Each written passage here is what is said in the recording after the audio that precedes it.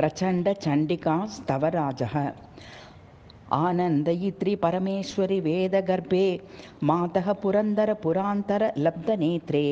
लक्ष्मीं शेषजगतां परिभावयन्तः सन्तो भजन्ति भवतीं धनदेशलब्ध्यै लज्जानुगां विमलविद्रुमकान्तिकान्तां कान्तानुरागरसिकाः परमेश्वरी त्वां ये भावयन्ति मनसा मनुजास्तयेते सीमन्तिनीभिरनिशं परिभाव्यमानाः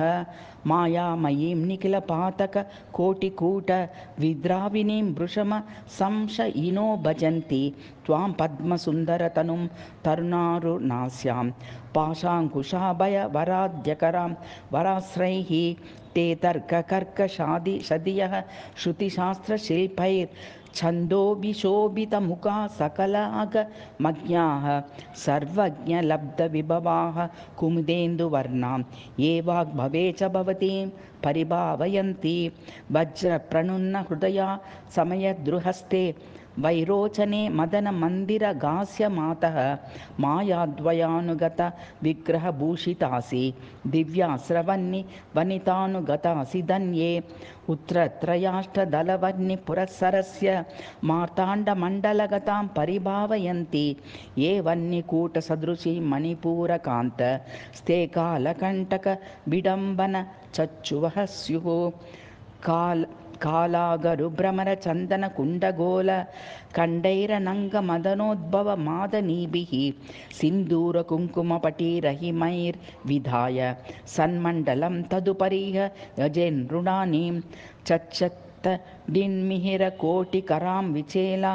मुद्यत्कबन्धरुधिरां द्विभुजां त्रिनेत्रां वामे विकीर्णकचशीर्षकरे परेता मीडे परं परमकर्त्र्ये कया समेतां कामेश्वराङ्गनिलयां कलया सुधांशो बिभ्राजमानहृदयां परे स्मरन्ति सुप्ता हि राजसदृशीं परमेश्वरस्तां त्वामद्रिराजतनये च समानमानाः लिङ्गत्रयोपरिगतामपि वर्णिचक्र पीठानुगां सरसिजासन सन्निविष्टां सुप्तां प्रबोध्य भवतीं मनुजा गुरुक्त हुङ्कारवायुवशिभिर्मनसा भजन्ति शुभ्रासि शान्तिककथासु तथैव पीता स्तम्भे रिपोरत च शुभ्रतरासि मातः उच्चाटने प्यसित कर्म सुकर्मणि त्वं संसेव्यसे स्फटिककान्तिरनन्तचारे त्वमुत्पलैर्मधुयुतैर्मधुनोपनीतैर्गव्यैः पयोविलुलितैः शतमेव कुण्डे साध्यैश्च तोषयति यः पुरुषस्त्रीसध्यं षण्मासतो भवति शक्रसमो हि भूमौ जाग्रत्स्वपन्नपि शिवे तव मन्त्रराजमेवं विचिन्तयति यो मनसा विधिज्ञः संसारसागर समृद्वर्णे वहित्रं चित्रं न भूतजननेऽपि जगत्सु पुंसः इयं विद्या वन्धा हरिहर विरिञ्चि प्रभृतिभिः पुरारतेरन्तः पुरमिदमगम्यं पशुजनैः सुधामन्दानन्दैः पशुपति समानव्यसनिभिः सुधासेव्यैः सद्भिर्गुरुचरणसंसारचतुरैः कुण्डे वा मण्डले वा सुचिरतमनुना